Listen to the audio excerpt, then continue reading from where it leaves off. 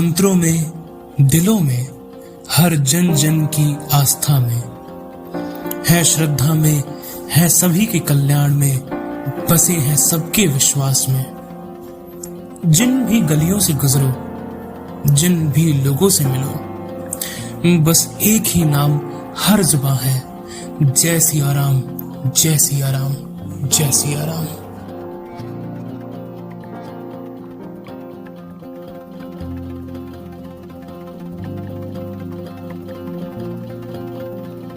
आज हम दोनों निकल पड़े हैं अयोध्या की इस पावन नगरी पे। आज हम एक्सप्लोर करेंगे अयोध्या को एक नए सिरे से, एक नए नजरिए से। तो चलिए एक्सप्लोर करते हैं मिलकर अयोध्या की इस नगरी को, जो है राम की।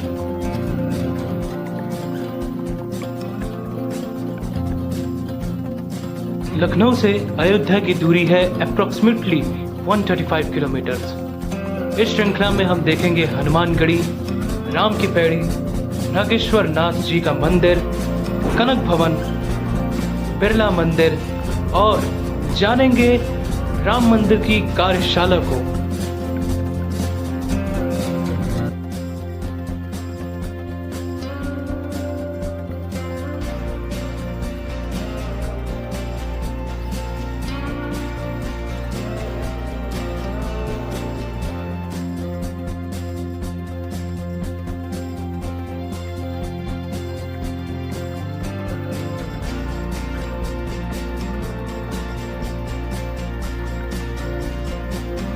हनुमानगढ़ी में हमने सरोज जी से और श्रावण दास जी से हनुमानगढ़ी के बारे में अनगिनत जानकारियां हासिल की।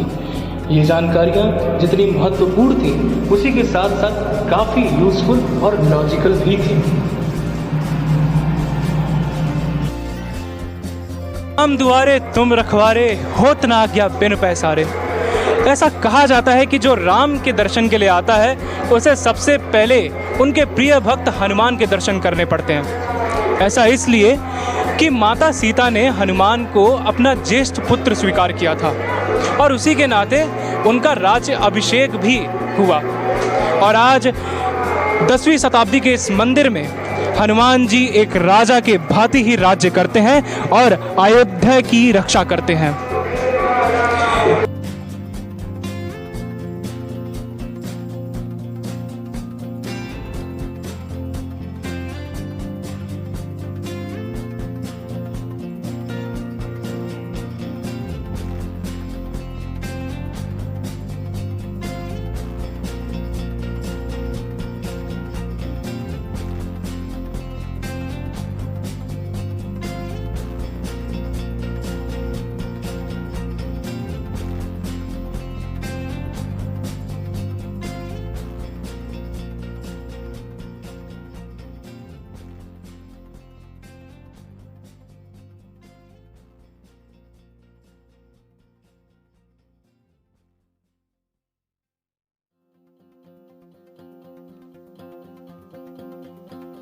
इस समय मेरे साथ मौजूद हैं मणि जी, जो कि इस जगह के संचालक हैं, और इनसे हम बात करेंगे और इनसे इस जगह के बारे में जानकारियां हासिल करेंगे।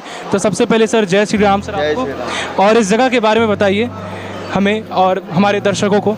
इधर राम जन्मभूमि के दर्शन आए लोग का, भक्त लोग का, हर आदमी का इधर निःशुल्क से भोजन खिलाया जाता है।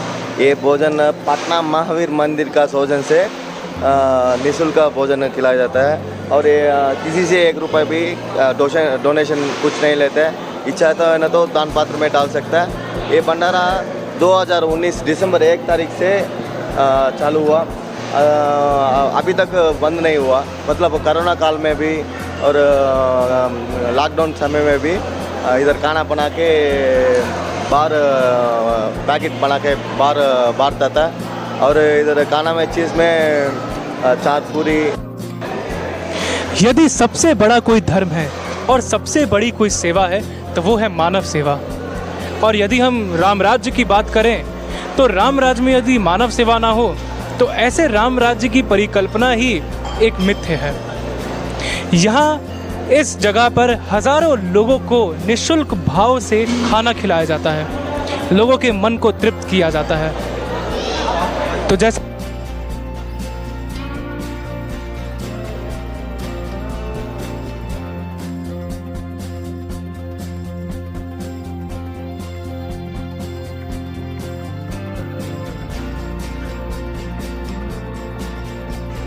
तो मित्रों, इसी के साथ हम आ गए हैं कनक भवन। कनक भवन मतलब कनक मतलब होता है सोना, मतलब सोने का भवन। इसी के साथ आप देख सकते हैं ये मंदिर भले ही इस समय सोने का ना हो, लेकिन रामायण काल में यह मंदिर सोने का हुआ करता था, जिसे माँ कैकेयी ने सीता जी को मुँह दिखाई के रूप में दी थी। और इस मंदिर की आप खूबसूरती को, इसकी नक्काशी को आप देख सकते हैं कि कितना ये भव्य और दिव्य बना हुआ है। हर सांस में, हर आवाज में, हर कण कण की पहचान में यदि कोई नाम बसा है तो वो किसी और का नहीं, वो है राम, मर्यादा पुरुषोत्तम भगवान राम, जो कि अयोध्या के राजकुमार थे। इस पृथ्वी के परम शक्तिशाली राष्ट्र के सबसे बड़े महानायक और सबसे बड़े राजा थे। तो इसी राजा के बारे में हम और भी जानकारियां आपको देते रहेंगे, तो बने रहिए।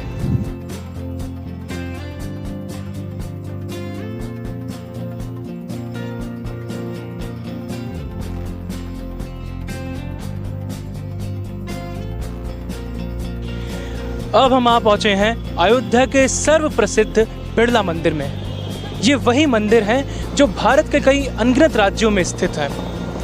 इसका सबसे पहला निर्माण हुआ था 1939 में दिल्ली में, और ये वही मंदिर है जिन्हें Birla group of industries construct करवाती है। अयोध्या के इस मंदिर का वातावरण बहुत ही शांत और बहुत ही सुंदर है। तो आइए इस वातावरण को महसूस करते हैं और ऑफिस से इसकी जानकारियों को हासिल करते हैं। तो चलिए।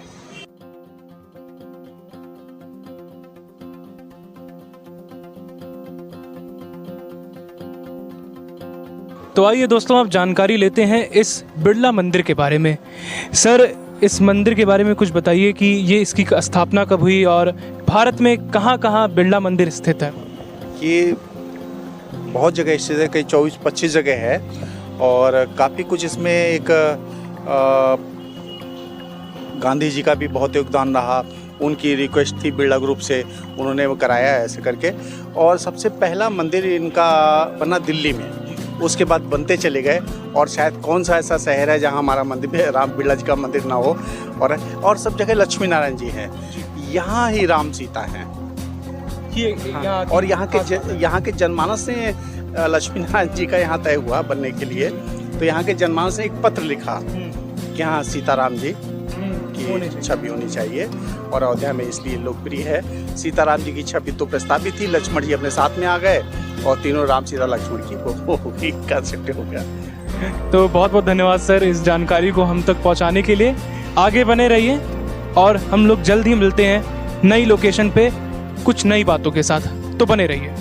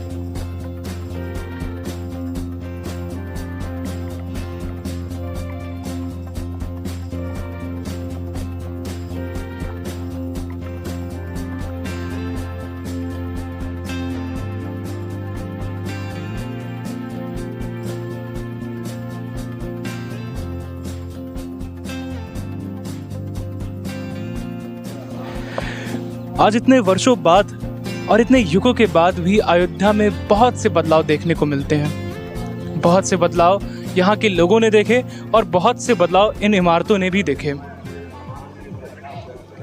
ये सरयू नदी युगों से पापों को धुलते आ रही है। भागीरथ के जितने भी पूर्वज थे उनका उद्धार करने वाली भी नदी यही है, और शायद ये वही नदी भी है जिसमें भगवान राम विलीन हो गए। कितनी अजीब सी बात है ना। हम नदियों को भगवान कहते हैं, प्रकृति को भगवान कहते हैं, लेकिन क्या हम अपनी माँ के बारे में सोचते हैं?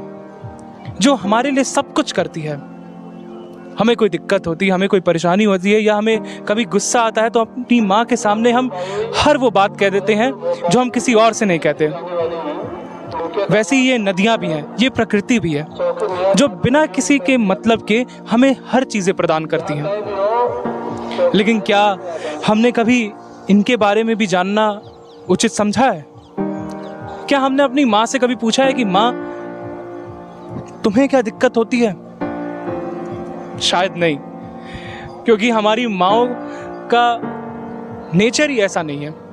हमारी माएँ अलग हैं, चाहे वो भूमि हुई, चाहे वो नदी हुई, या जिससे हमारा जन्म हुआ है वो ही क्यों ना हुई। तो इस कड़ी में आज के लिए इतना ही, और एक वादा हम सबको करना है एक दूसरे से कि हम जहाँ भी जाएं, जैसे भी रहें, अपनी संस्कृति, अपनी सभ्यता को ना भूलें, और सबसे ज़रूरी अपने माता पिता का सम्मान अवश्य करें, उनके दुख दर्द का हिस्सा बने और उन्हें अपने जीवन का एक अहम हिस्सा बनाएं, एक अहम पार्ट बनाएं। इसी के साथ जय श्री राम। इस वीडियो को लाइक, शेयर और सब्सक्राइब करें। धन्यवाद।